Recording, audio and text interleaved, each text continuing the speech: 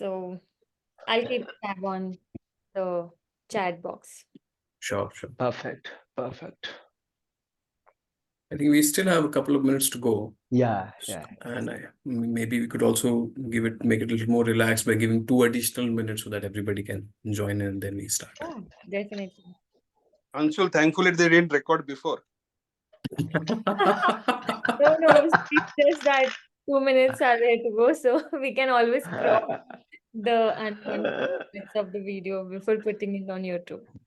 Yeah, and now I'm more worried you are recording via AI. So AI is listening. Whatever me and Dr. Anant Warkar can do, blah, blah, blah.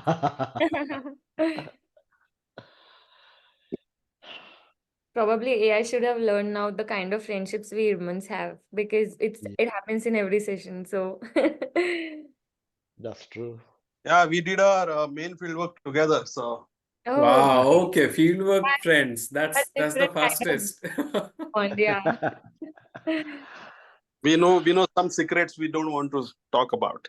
Oh, Yeah, of course. The easy secret to share is in Rajasthan, in Kota, where we did our field work. We used to go to Kota by sitting on the top of the bus, not in the bus. That's an easy secret to share from our That's not, villages. that is not secret. It's not a secret. It's not a secret. Yeah, it's an easy thing. Just a second. AI can learn that, how to sit on the top of the bus. So from there to San Francisco, that is some journey, Anshul. Yeah, I know.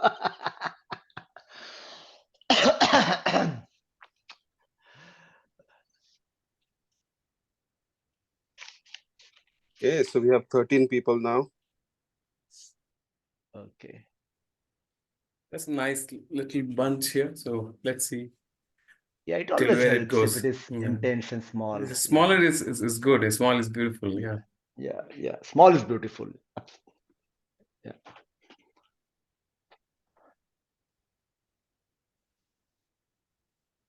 So now it's 8. So let's just, I think, Shruti, a couple of minutes, and then we can get started.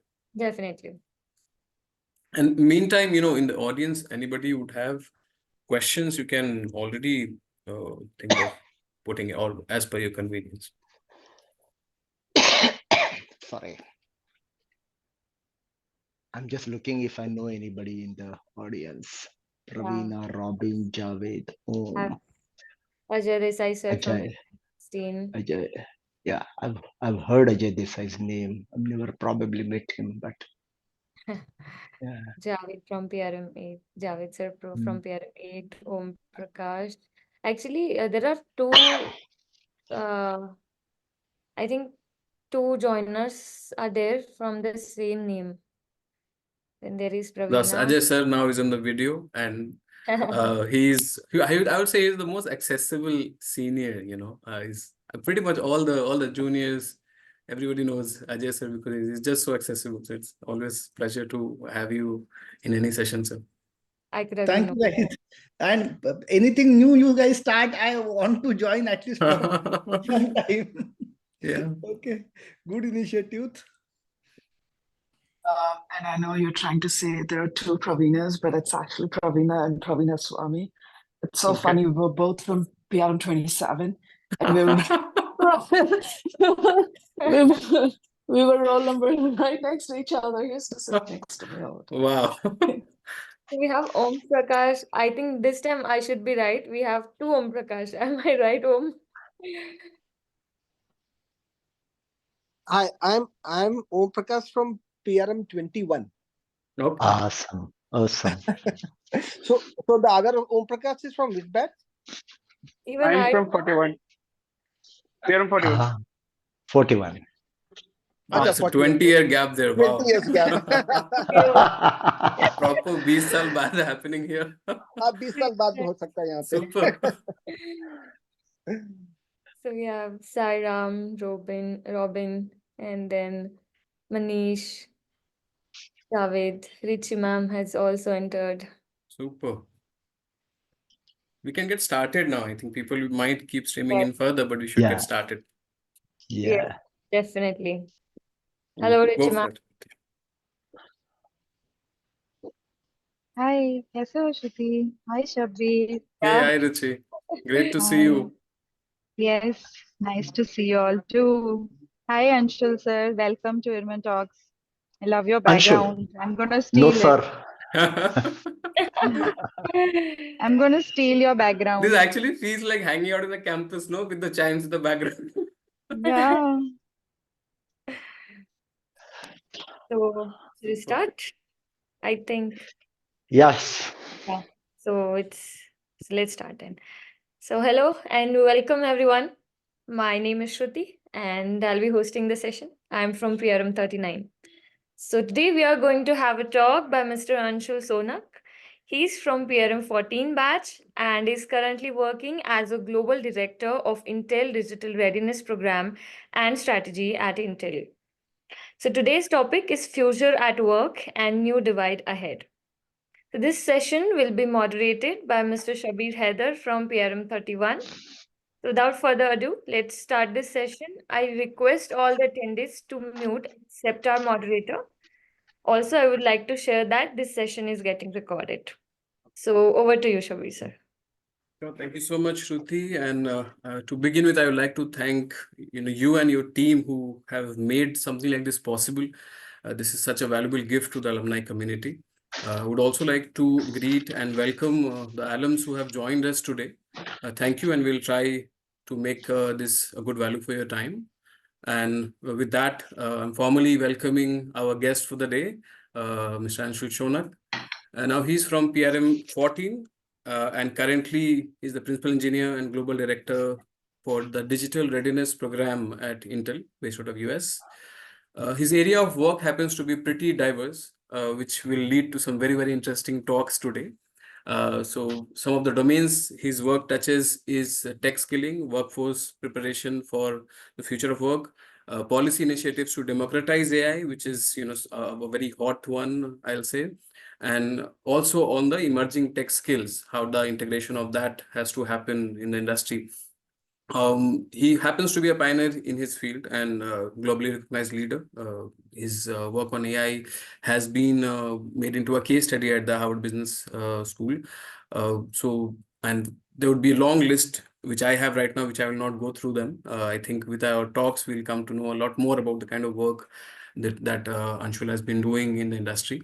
So with that, I'll start with one question which I think is on the top of mind for everyone who's an IRMAn, that Anshul, with your beginning from humble rural backgrounds, then your time in IRMA, and from there all the way to you now working as a global leader in a field which is so very critical and important for the entire society as a whole, which is AI and education. In fact, the integration of AI and education. So we are all of us are very curious to know how your journey has been and what are some milestones in this very, very long journey that you have had. Oh, thank you. Thank you, Shabir, for the question. But thank you, Shruti, and thank you, whole alumni friends, for giving me the opportunity for just sharing my story, my journey, and also having this chit chat on a very important, timely topic, I would say. So coming back to a question, what is my journey? So I come from Vidarbha, I mean, on the border of Madhya Pradesh, Chhattisgarh, and Maharashtra. I come from a scheduled tribe kind of a community where kind of untouchable community in those times. So I have lived through all the inequalities and divide which exist in that society. So coming from there, going to IRMA, and then from IRMA to started with pharma industry, and then from pharma industry to education, technology, and living in 5 countries, different type of countries: US, Singapore, Malaysia, India, of course, Dubai, so on and so forth. I've traveled to more than 60 countries. I've lost count on that now. The journey has been very, very, I would say, bumpy. Just to be upfront, journey has been, topsy turvy. But one thing I must tell you, right, the synthesis of my journey. I don't know anything about education by qualification. I don't think I learned anything on rural by qualification. I don't know anything about AI. I'm not even an engineer, but I got a title of principal engineer, right? Yeah, I don't know anything about government. I don't know anything about policy. But if after all this I don't know if I can do what I'm doing, right? That's my unique selling proposition. Anything is possible. So you have to make your own journey. Anything is possible in this world. Life is a learning, learning is a life. That's my motto here. Right? You have to learn and reinvent and be ready for the disruption. If I, with all my I don't knows, which were my limiting beliefs, if I can convert it, and now I sit in a Silicon Valley and tell whole world what AI can do for skilling, education, work, and all that, and advise multiple countries, World Bank, UNDP, UNESCO, how to think about AI, education, work, policy, all that. If I can do it with all my I don't know, I can guarantee you, you guys can do it 1,000 times better. So that's the sense of my journey, if I had to tell you. The way I would describe that journey is I come from this very Buddhist orientation. There's a term called unalome, that no journey is ever straight line. Every journey has its own unique path, right? So you would have seen that diagram of unalome, or you can Google it, right?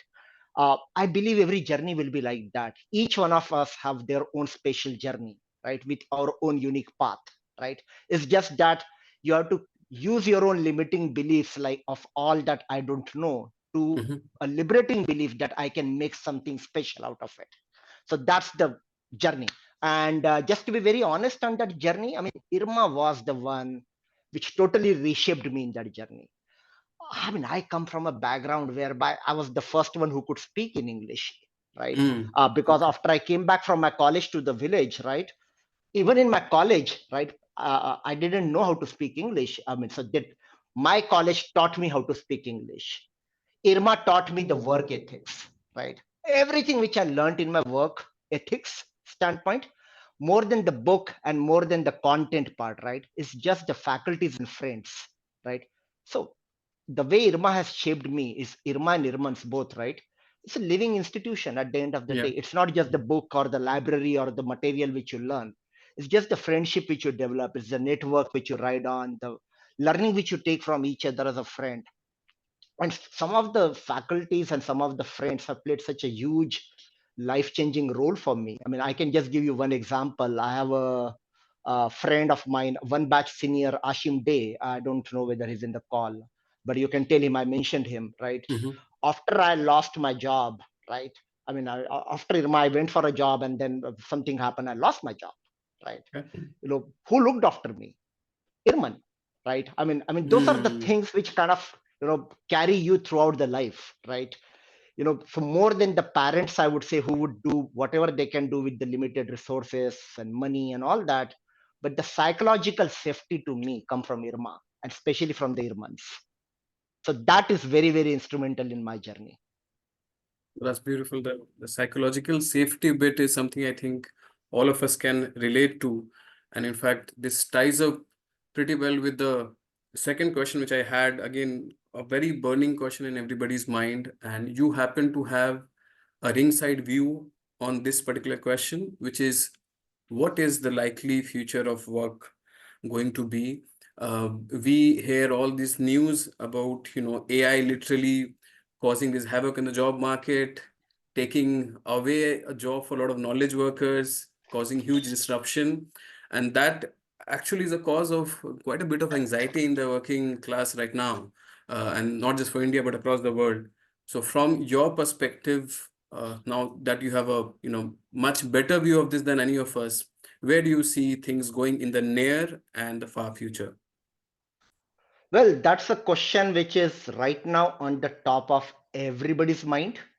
You put any stakeholder, be it government, be it larger civil society, be it larger industry, what's going to happen to the work if with today's technology, which is, I would say, this is like a baby infant stage, right? Cyber, physical, biological systems coming together and forming new type of intelligences, right? With just today's technology, with more than 50% of the work task can be automated, right? You can just imagine what will happen 5 years down the line. You can imagine what will happen 10 years down the line, 15 years down the line. So this is a very, very important question. When what we do with hand, like agriculture job, what we do with brain, like a lawyer job or media creativity job, what we do with heart, like a nursing job, care job. If AI start coming in and doing it better with lesser cost, with lesser time, with higher quality, then what happens to human jobs or human work? And we see it right? happen live. And As it's in already happening. Every month we see an improvement on this. So Absolutely. then the question becomes, what happens to us? What is Then the the relevance question becomes, of what being happens to human? us? Yeah. Absolutely. Then What happens? What's the relevance of being human? What's the relevance of being a manager and a knowledge worker in today's time? So would love to hear your thoughts on that. Absolutely. So I think we need to step back and really understand what is AI, and so that you can answer what is not AI, what is un-AIable, as we have started speaking. And I would urge each one of you to have your own inventory of skills, what is un-AIable in your own domain or industry, so to say. So what is AI? I mean, of course, it's an intelligence. And how do we as a human being gather intelligence, right? The way you see, the way you touch, the way you hear, the way you speak, the way you smell, right? All the senses. These are the inputs. So AI gets similarly all these inputs, right? But artificially, correct? So it's becoming a whole new, beyond the technology, right? The machine learning, the deep learning, and all the generative AI, chat GPT, which we see. But it's also a whole new type of field of study, right? It's an intelligence and a field of study. So we have to understand from broader context. Just So a that moment, then sir. you can start. I think one of the participant is not on mute. Yeah, I think it's fine now. Please go ahead, please. Please go ahead. Yeah. So you have to kind of understand from the broader context. AI is just a suitcase term, as we say, right? You can put many things inside it, right? I mean, robot is an AI, software is an AI, so on and so forth. But anything which is out there, which is collecting intelligence, right, is, more and more commercialization of it. It will eventually become like a normal software. Then what? What next? Right? So from that standpoint, right, you have to say that AI is not just an intelligence, not just a technology. It's a whole new type of a field of study. And if that is the case, then what does it mean to be human? In each industry, you can actually start thinking of what is unAIable, what AI will never be able to do, right? And if you start taking that point of view and then say that, okay, what can I now do with AI better? What is that new human machine partnership look like? See, we as a human beings, people are very evolutionary, takes time to evolve, and technology is very revolutionary. So there will be always a gap between revolutionary versus evolutionary from that sense, right? It's up to us to define how do we kind of navigate that evolution of human, right? And really give space to AI to survive and succeed, where you do not want AI to come in. Now, is it just a regulation question? No, it's an agency question more than a regulation question, right? Today, I mean, people are talking about a lot of AI Act. I mean, just 2 days back, European Union, we finally signed a whole new act, right? On what AI cannot do, who will be held accountable. But again, as I said, I mean, the data, for example, right? You create your own data every day in social media, right? If you know how your data can be used or misused, right, you will have a little bit more agency, provided you have an awareness. So I think we need to really have this larger conversation in the society. What does it mean to be unAIable? What does it mean to be, the second concept is not being anxious, but AI anxious, right? So what AI will not stress me out, and then create your own unique selling proposition. Because in every single industry, right, I mean, the future of work is a very brutal conversation. Work task will change. I mean, today more than 50% of the work task worldwide can be done by AI. So does it mean that workforce, 50% workforce go out of the job? The answer is no, right? Workforce has to change, upskill, reskill, right? Work chain, I mean, where it is coming from, the supply chain, the forward integration, the backward integration, right?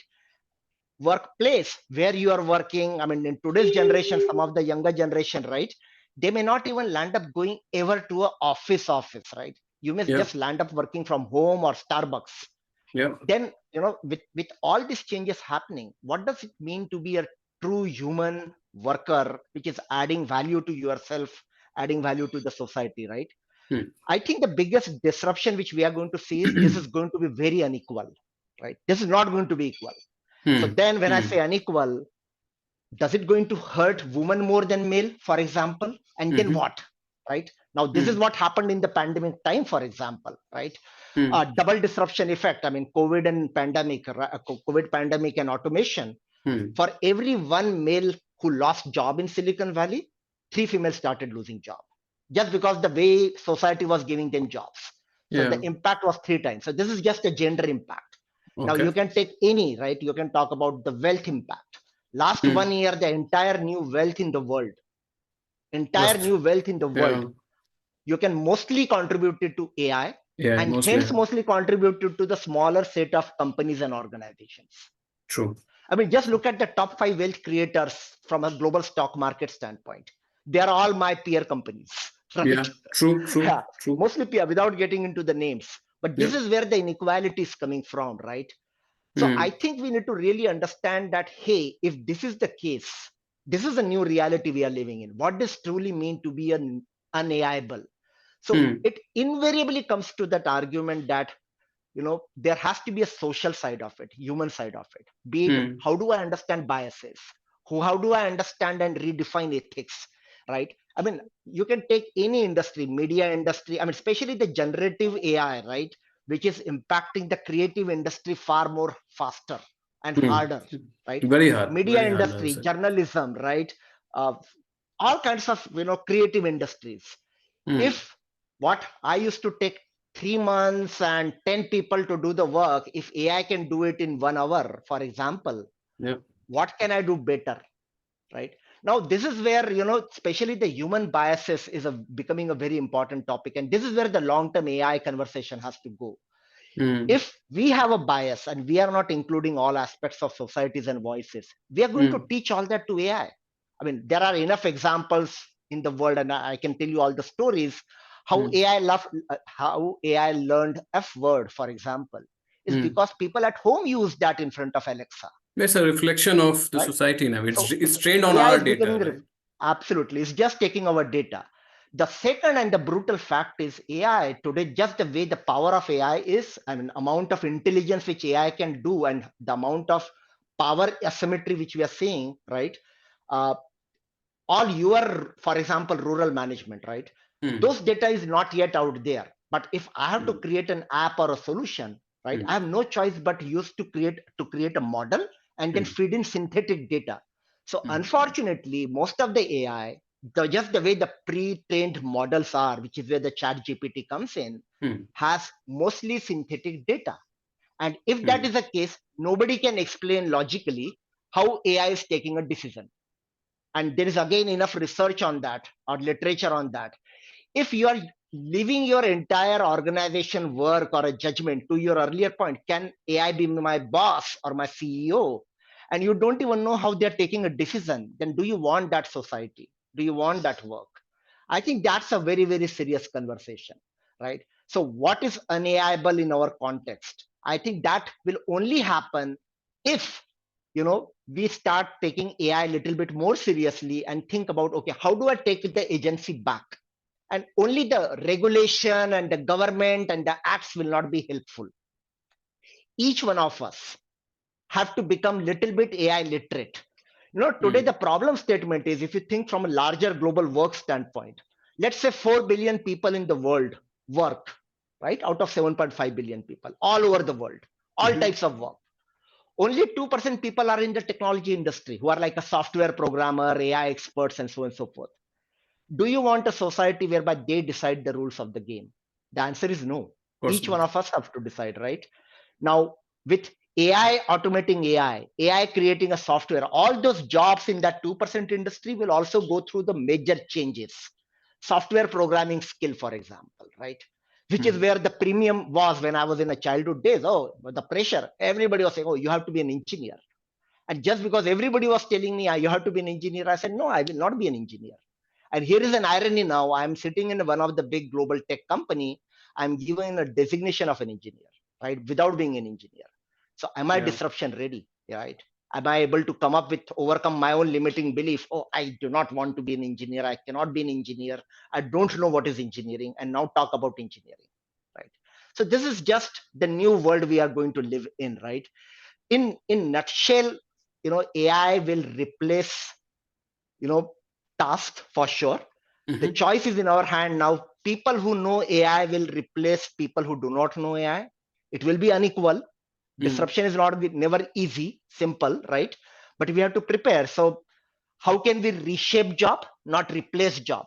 And reshape job by bringing in more of those tasks into the conversation which require more human skills, more human to human collaboration than just human to machine or machine to machine collaboration. So machine to machine collaboration will happen. AI will create AI. Softwares will get more simpler and automated and so on and so forth. Human machine partnership is an entire new meta skill. And then human to human skill, which is core to human existence, right? Remember, work like learning, like Irma, is always a social experience, right? You cannot say work is not a social experience. How do we bring the social back? And not just look at the Zoom and only work and give all my data point, whatever I'm saying to AI, your note taker, to learn free of cost. Yeah. So that's where the conversation has to go, my friend. So Anshul, on that bit of a deep dive, particularly, when you mention about the limiting beliefs which professionals today need to get rid of, especially when it comes to AI and their, let's say, demand for their specific human skill sets in the workplace. And if you can also draw the experience of running the AI for Youth program across the world, in that, so if I were to, put it in a, let's say, more bracketed form, that today, if I'm a young person, or even if I'm a mid-level professional, when you say AI readiness and getting that AI skill, which will help us compete in the market, what would be those skills? Do we need to learn to code? Do we need to do some course which is, let's say, into machine learning, or is it something else that you are implying? Yeah, I think it's a combination of tech skill and social skill. So I mean, each one of us have to formulate our own T skill or M skill model. But to your question, okay, what are the AI kind of essential literacy skills? Yes, right? and also Is it coding? I'm saying this from the background of the fact that the entire audience here has undergone the entire IRMA curriculum. So we have been trained as managers.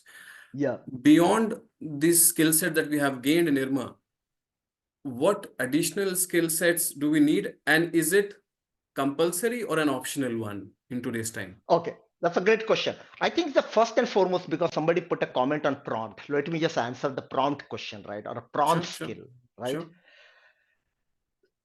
What is prompting? It's a right way of questioning, right? So there are two aspects which are emerging in this entire prompt research field, right? Which is very core, very simple, but people do not get it. When you think about and Shabir, you have a young kid, right?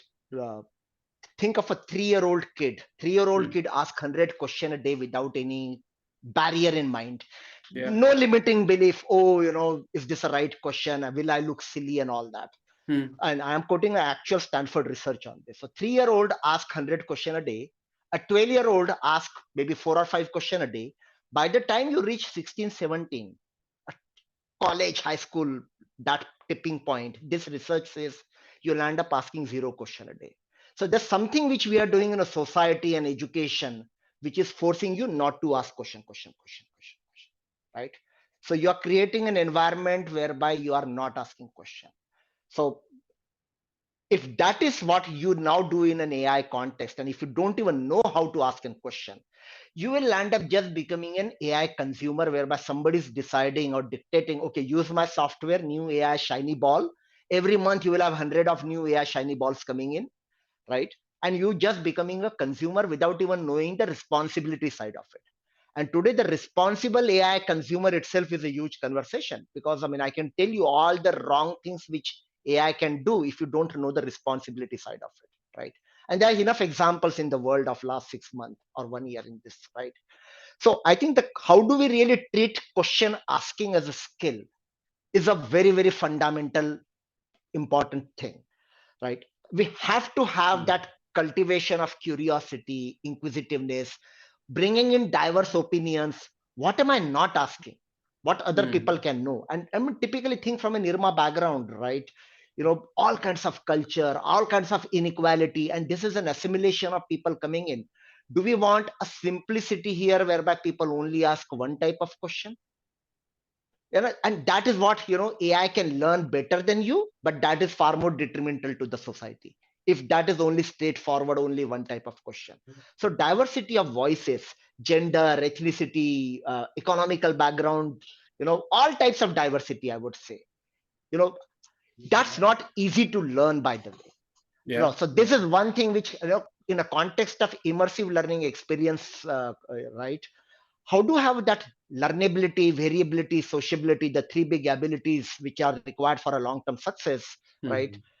To ask different, diverse type of question. But before you ask question, you have to listen. So do I have a listening skill, intentional listening skill? So as you go up in an organization ladder, I think these skills will become very important. So that's like one type. Okay, now let me come to a little bit technical side of it, right? In Irma, we teach, I hope there is a subject called quantitative technique and all that. Yeah, we do. Statistical driven, right? And AI is mostly statistical driven, as you can imagine. Yeah. We need to know or understand at least what we call as a computational thinking and algorithmic thinking.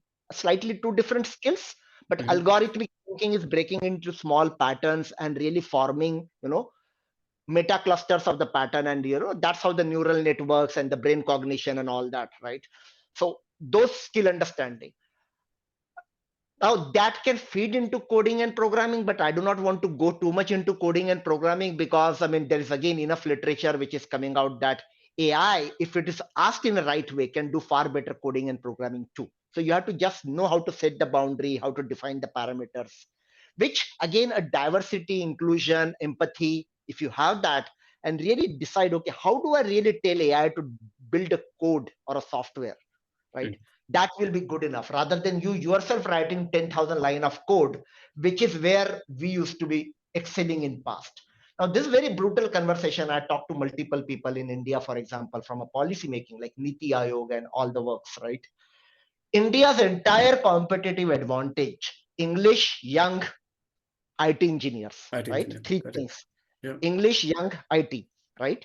That entire competitive advantage can be at risk if you think that AI can create AI.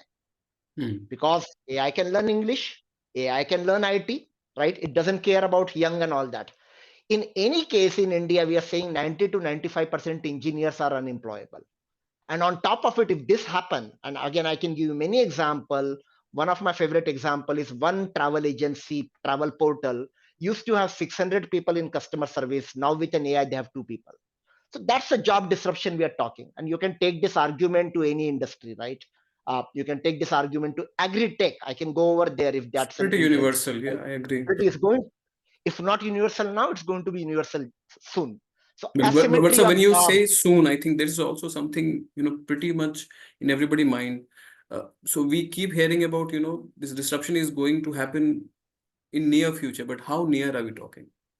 Right. So that power of developing IT agencies, IT organizations, so every company or every organization or every work has to become a digital work. Yeah. That will anyway, right?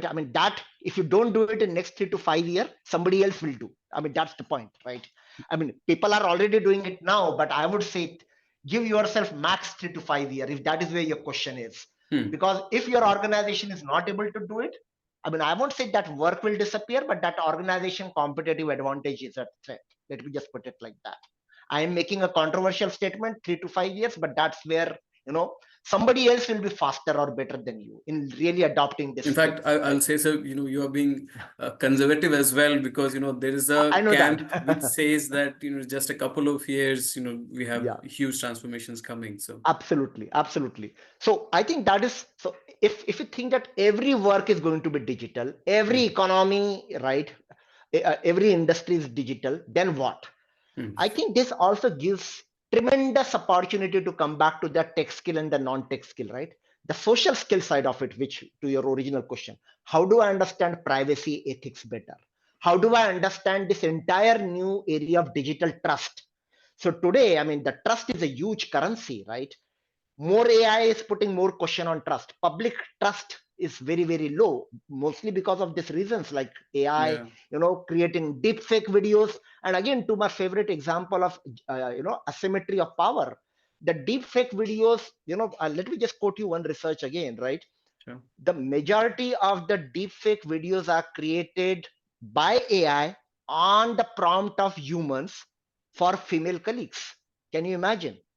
So male colleagues are telling AI to create deepfake videos of their female colleague. Is that the moral we learned? So this brings back to that whole point. Okay, what do we want to really learn as a work, as a education? So I mean, privacy, deepfake is the technology aspect of it. Digital trust, the broader individual confidence and broader trust is the broader cognition aspect of it, right? But the simple human ethics. Do I want to tell my AI to create a deepfake about my woman colleagues? Now, this is where I think the society has to really rethink and reorganize some of the social contracts. Okay, what do we regulate? So this is where if you don't even know this skill, what I'm talking about, like digital trust. I mean, you can Google digital trust and really understand the technology side of digital trust and the non-technology side of the digital trust, right? Ethics, biases, all kinds of biases. And we are not talking of only model bias, algorithmic bias, or a data bias. Data bias is a huge issue. I mean, any data, as I said, today AI is using most of the synthetic data because there's no real data, right? Is rural India, there is not much data. Now, how much of a rural India data do you want to give responsibly? How much you do not want to be? This require a conversation. I don't have a ready answer to that, right? So I think data bias, model bias is one. How about people bias? How about biases in my head that, hey, this is a job a girl cannot do? How about biases which we all are seeing around us, right? So, and I just picked gender bias as an example because that is something which is hurting the society the most. I mean, both from an economical loss to the world and also the inclusivity loss to the world and so on and so forth. But you can go, there are many other biases like this. And all these biases are coming from humans to AI, not AI itself. And so imagine human have a bias, human is teaching the bias to AI. And on top of it, if AI, how AI is deciding, we don't know, right? What kind of an agency we will be left with. So you have to go back to the roots. Okay, how do I reconfigure my own social contract in my own organization between employer, employee, work, task, all that, and really take more control. And the starting point is awareness, AI literacy, right? Okay, what can AI do for me? Going back to the basics. So if I were to sort of, put that in words which I think, would be relatable to everyone, and that's what I grasped so far from what you have said, that typically how we used to look at career earlier was that it was like an I-shaped thing. So we pick up some area of expertise and then we go deep into it, and that's what we get known for. Now you're saying that probably is not the best strategy. It's now we have to sort of think of a T-shaped career where there is one area of expertise, but we also have a lot of general level awareness about multiple topics, which earlier we didn't care for, but now we do. So on that, sir, I think if you can help us with, so you mentioned one non-tech skills, which awareness about bias, awareness about discrimination or ethics. I think the part which Irma sort of primes us very well. But the other not in part, a technology context. Not in So technology Irma concept, primes that's it very correct, well, yes. but not in this digital Yes. economic context. I mean, Fair. I'm not knowing the curriculum, but I'm just commenting generally. That's where we need to I pay can more relate attention. because in my time also, while we had ethics and gender, but it was largely discussed in a general fashion rather than from a technology perspective. So that's definitely one skill. But I think it's the lower hanging fruit for IRMANs because we already have a background to this. The other one is something which you can help define a little more for us. Let's say if I were to tell you what are the top 2 to 3 tech skills, hardcore tech skills, which could perhaps help us become better prompt engineers, so to say, because I think prompt engineering is a general task now. Everybody needs to become a prompt engineer now. What skills that we can pick up now which can help us in this the tech side of things? Right. So again, as I said, the computational thinking skill and taking it beyond to the algorithmic thinking skills, breaking the patterns, really figuring out or thinking through the patterns, right? I think that is, from a tech skill standpoint, that's very, very important. Just getting to understand all the senses which we have, what technology is doing with that, like how I speak, for example, or I listen, for example, right? Human skills, speaking and listening, right? And you have to be better speaker and better intentional listener, human skills. Now, if you put it in a tech context, natural language processing skills, right? So if I have to teach my NLP, right? Today, most of the NLP models are, let's say, in English. So I have a 15-year-old boy actually coming from Nagpur, whom we invited here in Silicon Valley in one of our global innovation conference. He created a model called Bhasha X, a 15-year-old from rural India. He created a model Bhasha X, whereby he said that in my community, people cannot even think English and they don't know programming. Very simple problem. How do I teach them how to do coding when they don't know English and they don't know coding, right? So he created a model whereby you can speak in mother language. Like in my context, we have a mother language, a version of Marathi called a Koshti language, right? That's what my parents and my roots have, right? So if I speak in that Koshti language, that application which this 15-year-old boy created can convert it into code and then do the programming.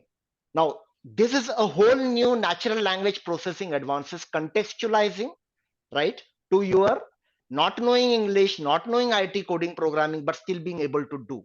So this is an example of NLP where this is going. Now you can say, hey, large language model, it's already there. What new you are telling me, Anshul? LLM skills are there already, right, out there. I would challenge that. I would say, what about SLMs? What about small language model? Now, somebody in the world will do, for whichever industry you're talking, be it agri industry or whichever, right, will do an LLM modeling on that. But what about SLM modelings on this? Now, this skill will become more and more important if you start thinking about, okay, what does it mean from my Orissa context, Gujarat context? Because remember, India numbers are there, and hence the potential impact is huge of all this, right? So that's like a technical skill of speaking and listening. Think about vision, right? Now, we all want to see. Now, a lot of that also with all the apps coming up, I would say, I mean, our own natural intelligence is at risk. A classical example I would give is, my geographical skill of remembering the road after I've crossed now 50 It's is become obsolete. disappearing. I don't remember maps at all, right? Now, my vision to my brain and cognition and processing. Now, computer vision skill, right? If I now start thinking about how can I have a better computer vision understanding, what do I want computer to see and what do I want computer not to see? And again, I will mix up. These are not hardcore techie skill. You have to think about technical skill and non-technical skill together. That's the true human-machine partnership. We used to call it as a fusion skill, but now that term has become a little bit obsolete because there's a lot more coming up every month on this, right? But computer vision is a classical example. Okay, what do you want computer not to see? For example, I have a 14-year-old daughter, right? I'm nowadays very, very, very sensitive in putting anything on Facebook about her, which I used to really freak out earlier. Oh, birthday party, this, that, all that. Now, no. I mean, I'm more sensitive to it. I have not taken a agency or her permission, right? A 14-year-old daughter, I better take her permission. What do? Right? And two, I am also conscious how that image can be misused for somebody else learning something which I do not want them to learn. So I think just an awareness of this, right? So that, Shabbir, it is very simplistic for us to bucket it as a technical skill versus non-technical skill. But in true sense, it's like an M skill. You have one of your own base, but then you learn multiple skills inside it. And to your bigger point, right? The good old days of school, college, work, and then retirement, that is gone. So learn to work model is dead. It's all about learn to work to learn, learn to work to learn, right? So I think that is the biggest skill. Resiliency, disruption readiness, handling your own AI anxiety, what is unAIable, as I said, right? All these concepts. So learnability eventually. The biggest skill which I would say which is important is learnability, lifelong learning, which is very hard once you start testing success in your early careers after you leave Irma. First job, second job, you become a rock star in your organization. You think, oh, I have arrived. What do I learn more? And that exactly will be the challenge now going forward. Many governments are now incentivizing it. We just got Singapore government, for example, 2 weeks back, and Singapore budget, if you see, it has come out very well. $5,000 being given to every citizen above 40 to go and learn new skill like this. So governments have to start thinking about incentivizing it. Otherwise, there's no incentive. If you are super successful, why should I learn new skill like this? But that's exactly where the learnability has to come back. Now, even if somebody is not giving you money, there are enough ways for you to learn. You can learn from younger people in today's time. Yeah. And we have the internet, which is literally the free university. Absolutely. You can learn so much from YouTube. In fact, I'll just add one point to you, which is something, something that I have been working on, is the building up of enterprise LLM. And there I think, each of us as IRMANs, as people who understand business, can play a very big role. Because what I see is that in the next 2-3 years, every company, whether be it an NGO or a for-profit, will end up having an enterprise version of an LLM, which is built on data native to the organization. Now, there, your expertise as a manager is super critical. And in order to make full advantage of it, there is no way but for you to understand how LLMs work. How do you, really structure the data in a way in which you can build your internal LLM, and there, irrespective whether you're in finance, sales, marketing, so pretty much everywhere. And I think today, I can't think of any single industry where, AI has not already penetrated and started adding value. And I'm sure, all the participants here would already be witness to it. So I can add a little bit to that. Please, yes. Please. Copilot from Microsoft is already being rolled out to many companies, including to mine, where it's so well integrated into all the Microsoft suite of apps and tools, right? So as we're recording this meeting, all Teams meetings are recorded, all transcribed, sent to you immediately after the meeting. It lists all your tasks for you. I've already seen contextual searching, right? Like you're saying enterprise level searching. Before you had to depend on your network to go see, hey, where's the data? Where is this document? Or where do I go find something? Right now, I just go type a prompt into Copilot and it goes through all my SharePoint, finds all the documents, relevant documents directly for me. So I don't even need a network anymore to find information within the company. So it's scary, but it's also amazing to learn and do work in a different way now. It's been a couple of months of rollout and the evaluation is amazing to watch. Searching and aggregation as a skill, right? So like take this example. Those will always become more and more automated, right? And the question will be, okay, what do we want to search? How do we want to make a meaning out of it? How do we want to contextualize it from an application standpoint?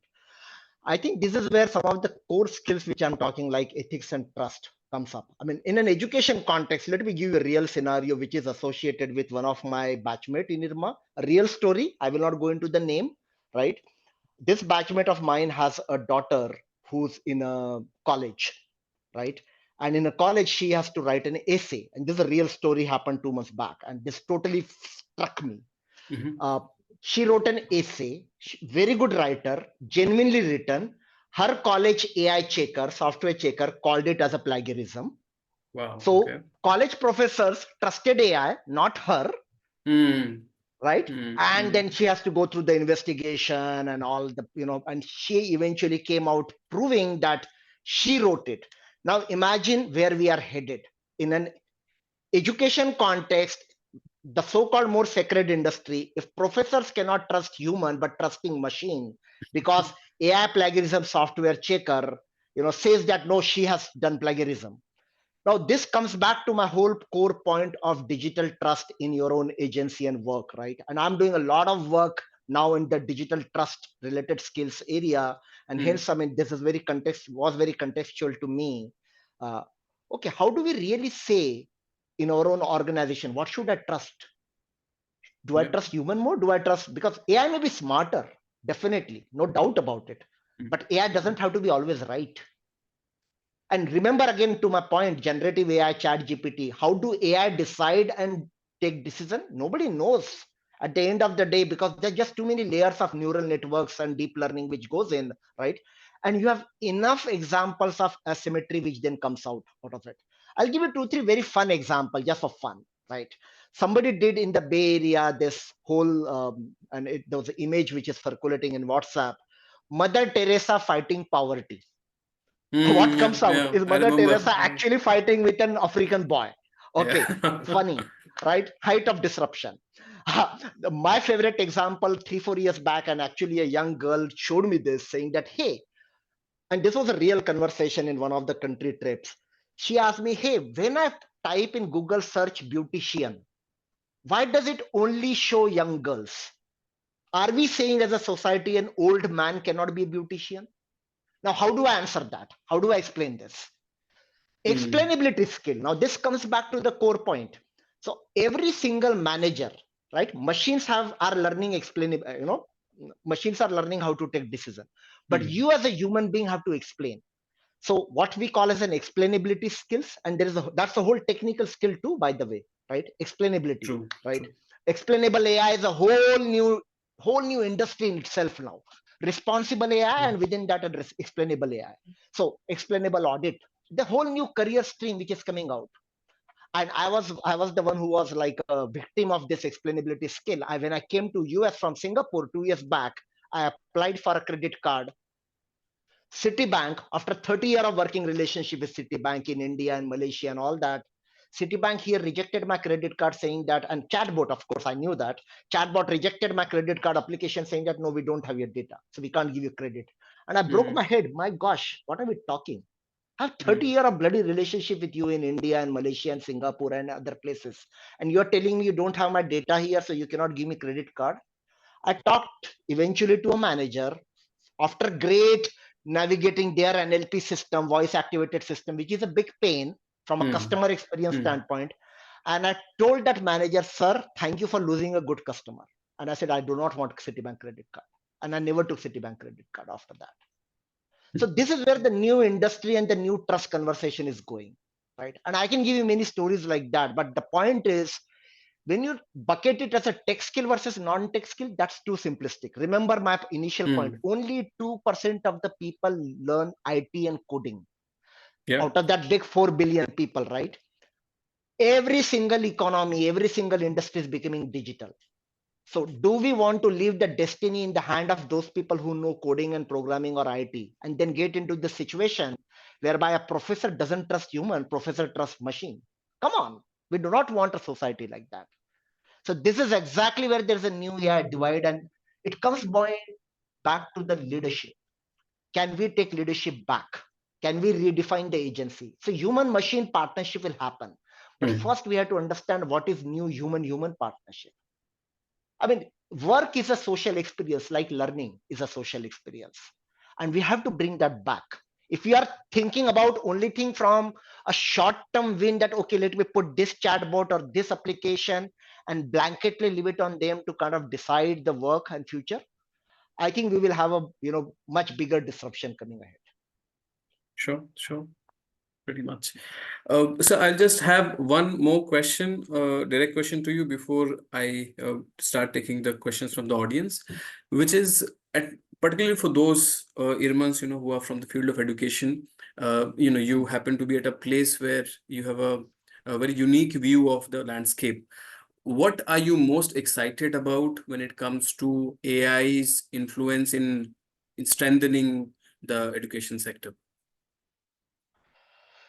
What I'm most excited about is personalization of education, which has always been a big challenge. I mean, all of us have our own unique ways of learning, unique ways of cognitive differences, right? For a poor teacher who's handling 50 students in a 30-minute class, there is no way teacher proactively can know, what are your strengths and weaknesses, right? Both cognitive as well as non-cognitive, right? So the cognitive dissonance which today's education system has is tremendous. So what I'm personally very kicked up is, if we create a right model, which is a hard question, and create a right teacher agency, which is even a harder question because then teachers are also human being and they're also feeling threatened and all that, right? If these tools are there in the hand of teacher and then really make a better social experience between teacher and a student, this will really do a far bigger unlocking of cognitive potential of each student. Because remember, every student comes up with something great inbuilt, right? And it is, the assessment industry has to really change because assessment industry has to really help teacher to deliver teaching instruction better, right? Rather than labeling that you are fail, you are pass, you are a merit student, or you are a distinction student, you are a A grade, B grade, C grade, D grade, E grade, F grade, whatever. And I still remember in my own IRMA days, I got F in couple of places, and some of my batchmates hold me.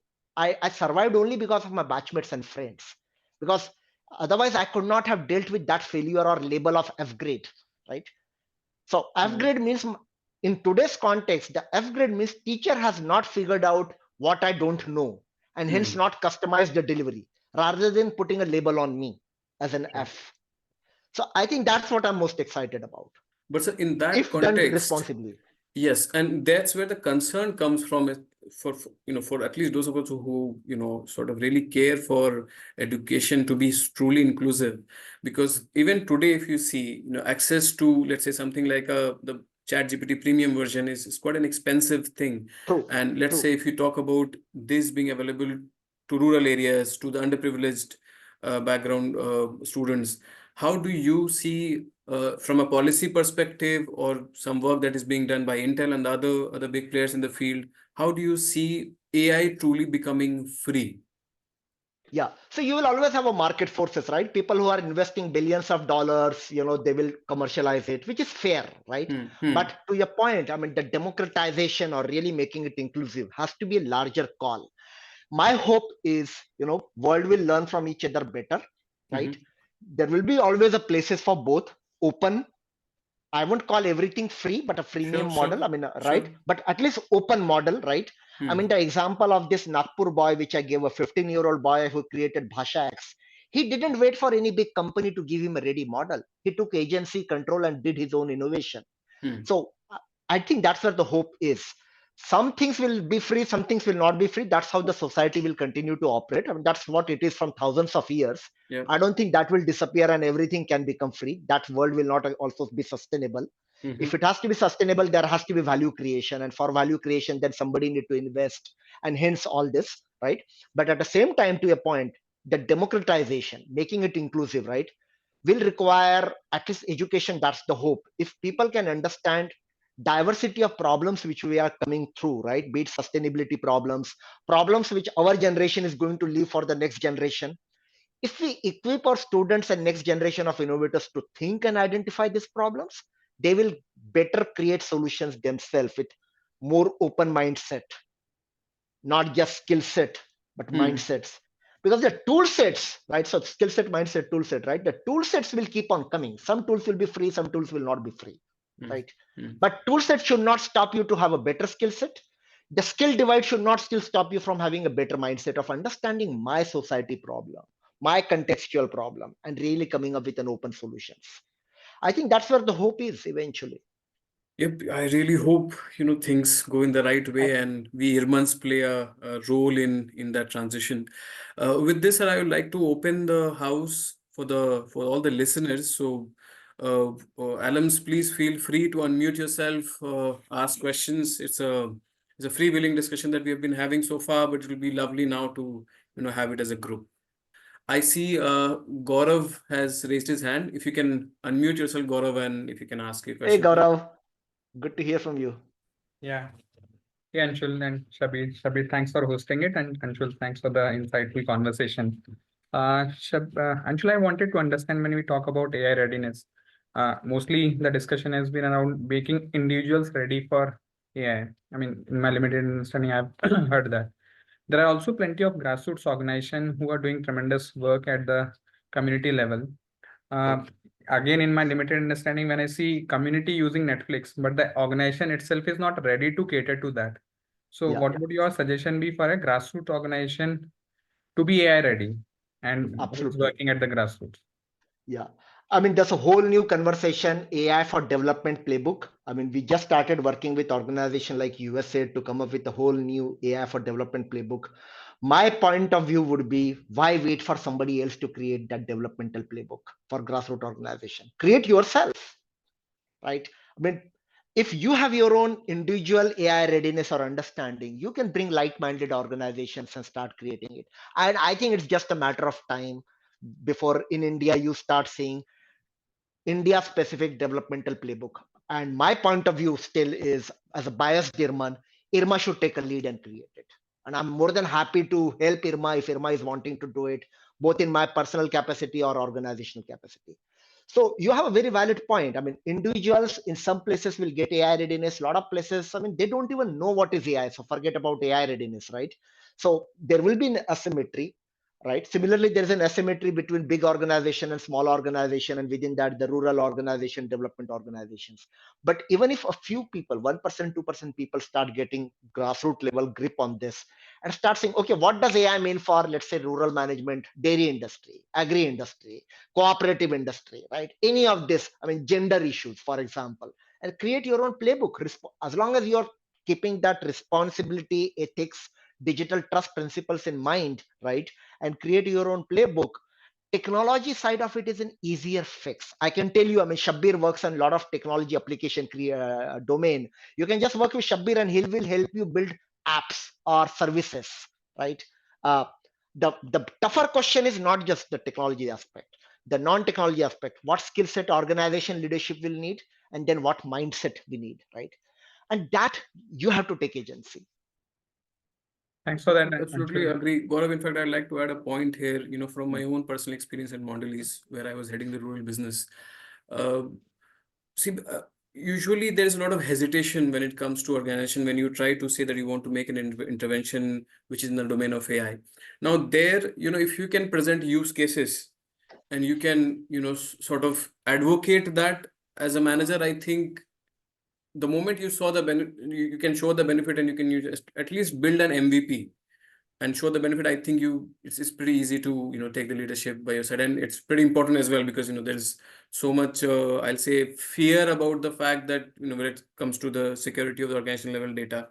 So that fear I think is a rational one, but a good use case, a good MVP is always helpful in getting you to get your organization in the path to AI. All right. That was helpful. So Thanks for the question, Gaurav. Yep. Shruti, you want to ask something? Go ahead, please. So actually in chat box we have got a few questions. Oh, yes. If you can read some, So, please. Yes, yes. sure. So Manish asks that AI images on different teams take me back to the morphed images during my teens. And how is intellectual property rights protected?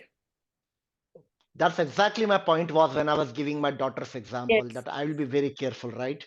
So I, I I do not want to give you all the horror stories on this topic, right? This is a real issue. Okay, how AI can start further morphing it, how it will be used, reused, where it will be used, what happens to your IP, your protection. From a technology standpoint, there is a whole new domain called zero trust confidential computing. If you are paying attention to it, there are tools coming up to really protect your own image, protect your own IP, and so on and so forth. But that's a techie side of it. The non-techie side is take responsibility, be conscious while putting anything.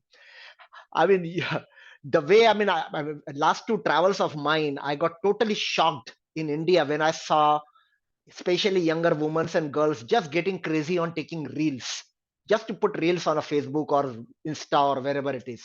I would be worried on that culture, honestly speaking, right? So that's exactly where you need little bit more awareness on all this topic, especially the topic of deep fake, right? Where deep fake can be hidden with AI. And that's not because of AI fault, that's all because of humans misusing it, right? So this is exactly where we need to be a little bit more conscious. Thank you. So the next question is by Sairam. He asks, he would love to hear more about impact of AI disruption on agritech, especially in context of country like India.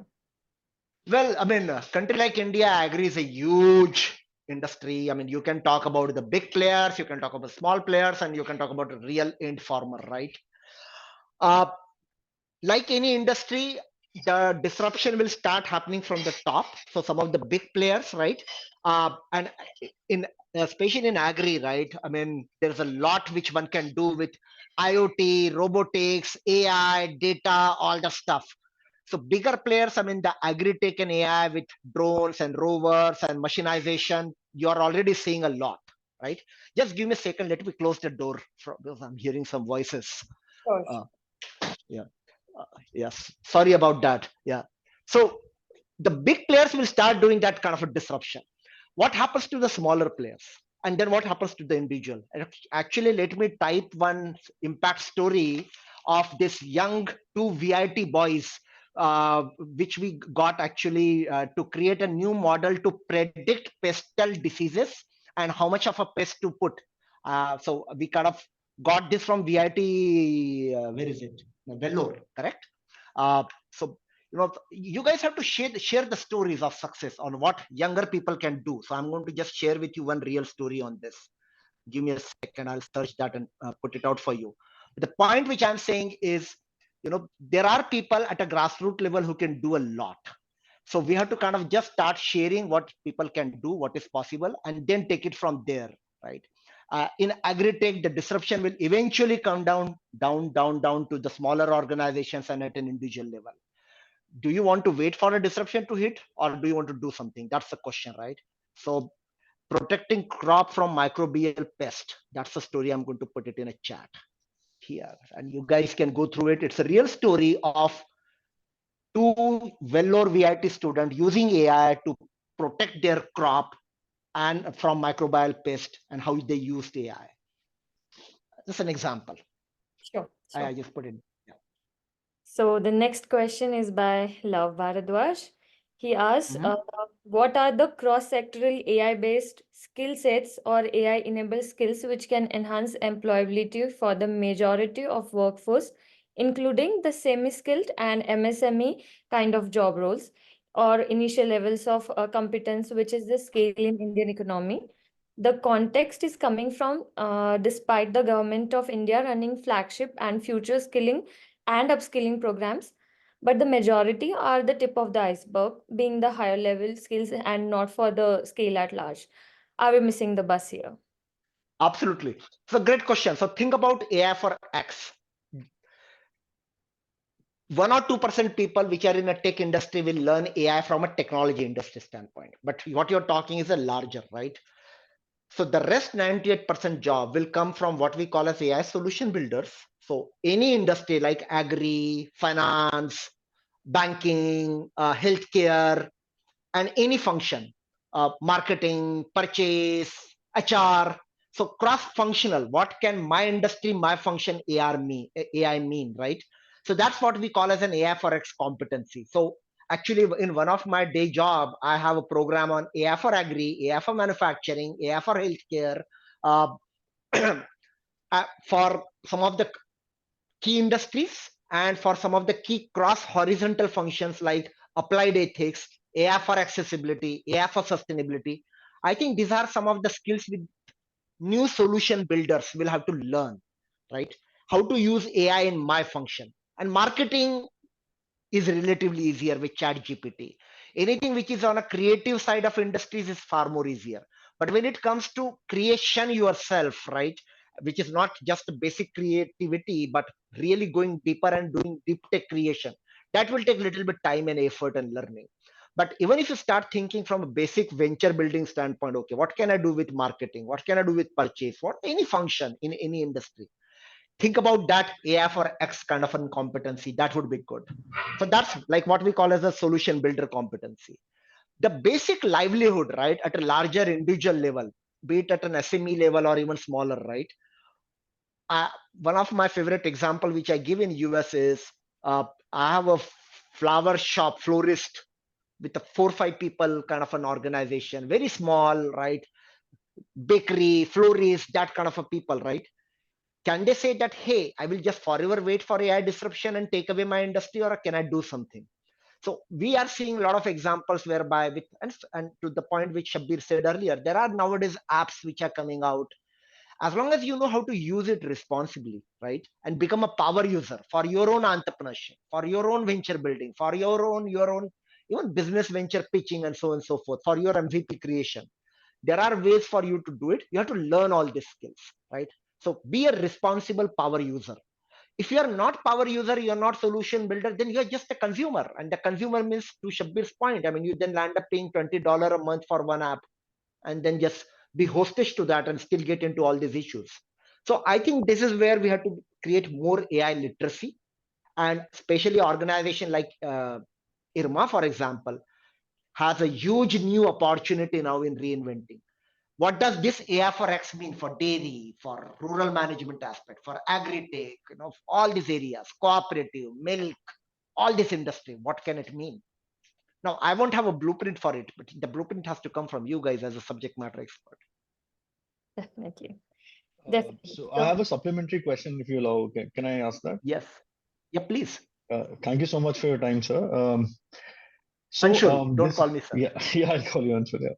So I think hearing from you, it actually now boils down to the fact value dichotomy, and everything which is fact based will be driven by maybe AI in the future, and we'll be the keepers or gatekeepers of value systems and how that will be taken. So the first question that I asked came out of the opportunities which exist, of course, and the second question that I want to ask comes from the fear part of it.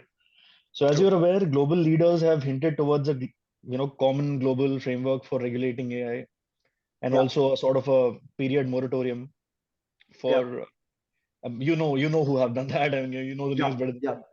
So the question here is, and I was also looking at a documentary yesterday on Netflix which was on Cold War. So are we looking at deterrence, Cold Wars here in the future basis something like singularity? What are we looking at, sir? Yeah, so I mean, there's a lot of, again, literature coming on. Can AI accidentally trigger a war? Theoretically, yes. Let's not run away from the fact that all that is definitely possible. Singularity is a controversial topic. I mean, when will it happen? How much it will happen? It's a function of many things. I mean, compute power, access to data, access to technology, all that, right? Many things. My core point, coming from an IRMAn background, which is my unique selling proposition to the larger world, that I understand the divide. I do not want the power and agency in the hand of the big companies and the big industries and the big academia itself. How can we turn the table and bring it to the grassroots? I think that's the argument which society has to take.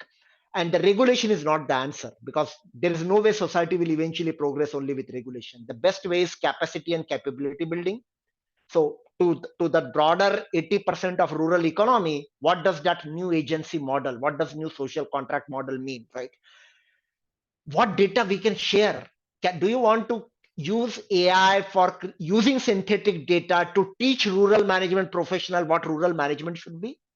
Or do you want to take agency and give a real data, but in a controlled way, whereby you are designing the ethics principle, you are designing what is digital trust? And that's a huge new opportunity for next 10 to 15 years, I would say. And again, I mean, it comes back to the core. If you are not doing it, somebody else is going to do it, right? I mean, people who know AI will replace job industries from those people who do not know AI, right? So that's where we have to really take an agency and control.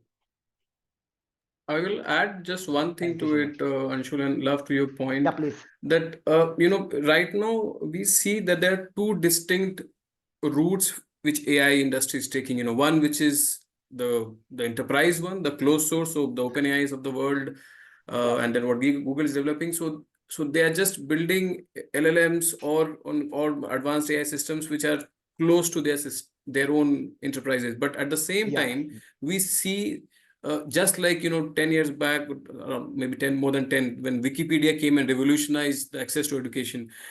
In the same way, we see the rise of open LLMs. So Stability is building it. Surprisingly, Meta is building it. Elon Musk is advocating for OpenAI to become open for real, and he is also opening up his group that they have developed inside Twitter.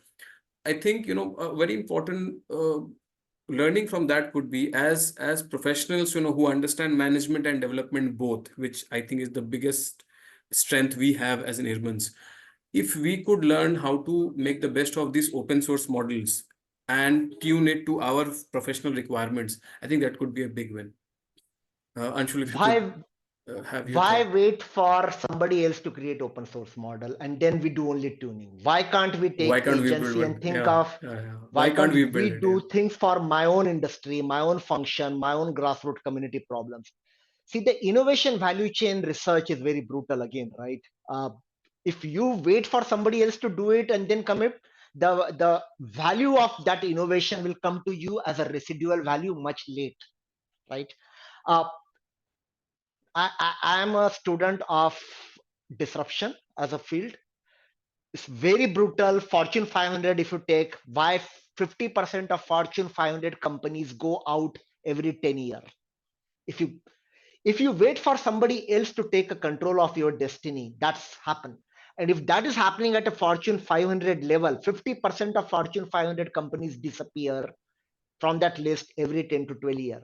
If that is Fortune 500, the next level and next level and next level, you can just imagine, right? So do you want to take a fire insurance and sorry, do you want to wait for fire to happen in your home for buying a fire insurance, or you want to design a system right now in your home so that fire, even if it happen, it doesn't affect your home? That's the argument here of taking agency. So there will be people who will, keep on fighting or debating on open versus closed and all that other stuff. Big organizations, big academia, MIT and Harvard and Stanfords of the world can do that, can say that. The question is, for your industry, for your sector, do you want to wait for somebody else to crack a model and then you just take it and adapt it, or do you want to do something now and start creating value for yourself? That would be my argument here. And the capabilities in the room is here. I mean, Shabbir, for example, in your case, you build actual solutions and services, right? You can take some of the open source APIs of AI, but you are building your own solutions in your own rural business. That's the mindset we need, right? Don't wait for others to give you a ready solution. Local innovation has to be local. It cannot come from Stanford and MIT or big companies. That's my point. Thank you, Anshul, for elaborative answers. So we are 40 minutes past 9. So we'll quickly take a look at the two comments in our chat box. One Sure. And is Shruti, do allow me to ask one last questions once everybody Yeah. has asked, okay? And we can close with that. sure. So should we take the comments from Yeah, let's chat? go for the comments. Yes, and then I'll have one Oh, last question. definitely. So Anand from PRM 14 shares that AI products itself needs assurance function. You must have come across the generated case laws which came to news recently. So he has shared a link there in the chat box. Anshul, you wanna share some quick comments regarding this? You must have come across generated case laws which comes out. Yeah. So see, the hallucination of AI is a real deal, right? So again, I mean, there are technology solutions to it whereby people are come up with assurance solutions, zero trust, confidential computing. All these things will keep on happening, and again, the businesses and the new business models will keep on coming out, because as AI hallucinate, you have to come up with the checks and balances and all that stuff. Yeah. uh, I think the core question again is, can we proactively think and identify some of these new dynamics and really re-engineer or recreate our own social contracts so that we are not falling in the trap of it with an open eye, right? That Sure. would be my only comment. Yeah. Also, Ritik had asked, are private Instagram accounts safe? So Pravina and Shabir have contributed. Thank you for that. Nothing is safe. Let me Yes. just say it. Nothing is safe. If I have to put it in a simple words, nothing is safe. Oh, sure. Whole US economy right now, I mean, with the US China trade dynamics, and I'm sitting in this heart of what we call as a chips war, because semicon is like driving that. I can tell you this with a lot of, I would say, conviction. If you think like that, nothing, you start with thinking nothing is safe, and then think about how do I create a better trust model. Start with that. Right. And Maitri has also shared her feedback. Thank you, Maitri, for sharing a lovely feedback. I think we'll take up one last question and then we can go to Shabir. So Srinivasan asked, if the AI is doing so much in understanding the available knowledge, why do we see more and more of natural disasters, rains, floods, etc.? Global data shows every country is facing such issues and is rising even after generating so much data on everything. So why is it so? Right. So this is a very, very deep question. Why we have reached here with all the climate change, right? And what can we do?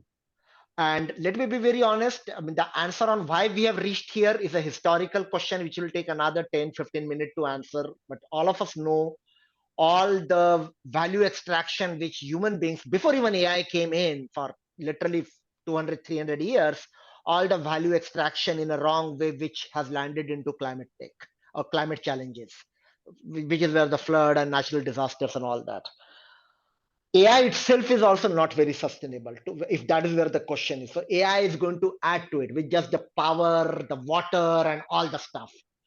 So that's like one point of view. I mean, how can we make AI product, AI technology more sustainable, less power hungry, and all that? And especially when you're talking of so much of a data, so much of a processing, right? Again, there is enough literature which is coming out on the sustainability footprint of AI itself. But I'm a student of hope. Students of next generation, I am seeing around the world, because I run this new program called AI for Sustainability. What can AI do to solve larger sustainability problems, right? If you teach next generation of innovator to use AI responsibly to solve other sustainability problems, right? Ecological, environmental, all other sustainability problems, AI can also solve that. So we have a very interesting research by Nature, which says that if AI is used responsibly, AI can solve or help solve larger 79% of the sustainability or SDG goals. Now, that is not running away from the question which Srinivas asked. Oh, AI itself is adding to the sustainability problem. Of course, it is adding. So we have to be careful about how do we really design AI solutions and all that. But we can also think of using AI for the larger sustainability goals, be it climate tech, ecological, environmental, water, all kinds of stuff. And people have started doing it. I'm just worried that my institution, my country, how many people start thinking about it proactively, or are we waiting for some God-gifted curriculum to come in, right? So this is where I would like to poke you guys. Definitely. So, Shabir? Yes, sure. So I'll take that one. So in fact, I had prepared a set of fun questions which I didn't get time to during the session, because we were getting pretty intense in the discussion that we were having. But I'll just ask one question to you, Anshul, and for the audience. So I and Anshul, we go back a long time, especially bonding over books. And Anshul happens to have a very eclectic taste in the kind of books he picks up, and he has recommended some books to me which have been very transformational in my own personal growth. So now that we have this bigger forum, Anshul, I'd love for you to highlight some of the books which have had huge influence on you, and I know your love for very unique topics in books, and I just want the entire audience here to get the benefit of that. When to Shabir, my answer will vary every day, because I every know. day then I reading different question. Since you asked me this question, let me pick this book, two books which I'm reading right now. So the one is what I call as Letting Go. I don't think you can say it. Letting Go. This is the Pathway of Surrender by David Hawkins. That's what I'm reading right now.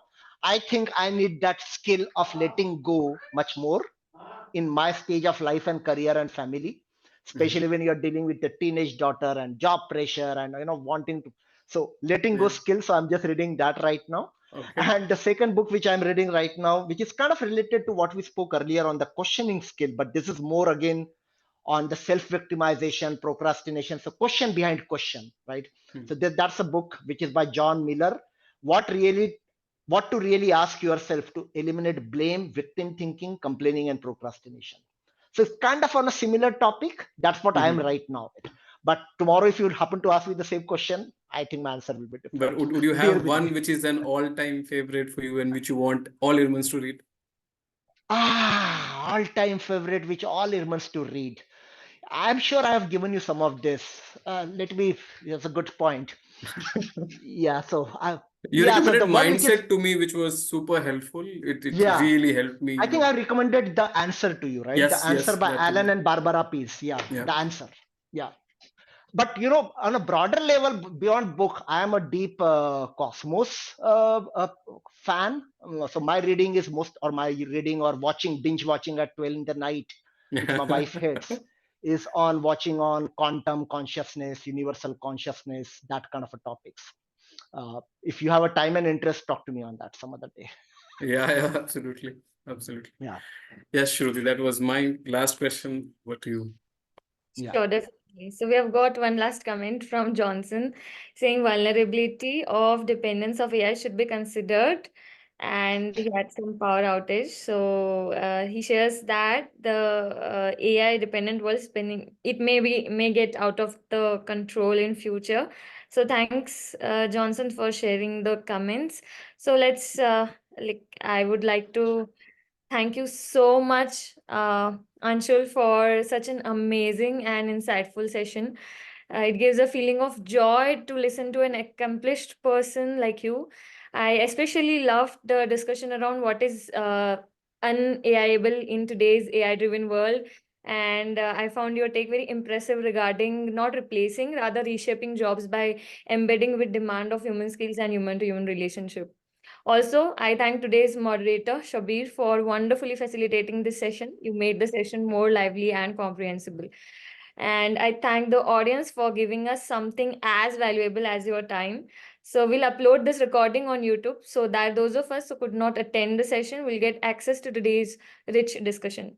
So with this, with your due permission, I would now close this session. Thank you very much and have a nice day. Thank you, Thank Shruti. Thank you, you everyone. so much. Thank Have a you. great Thank you, weekend, guys. everybody. Thank you. Yeah. Really enjoyed the Happy session a lot. weekend. Yeah.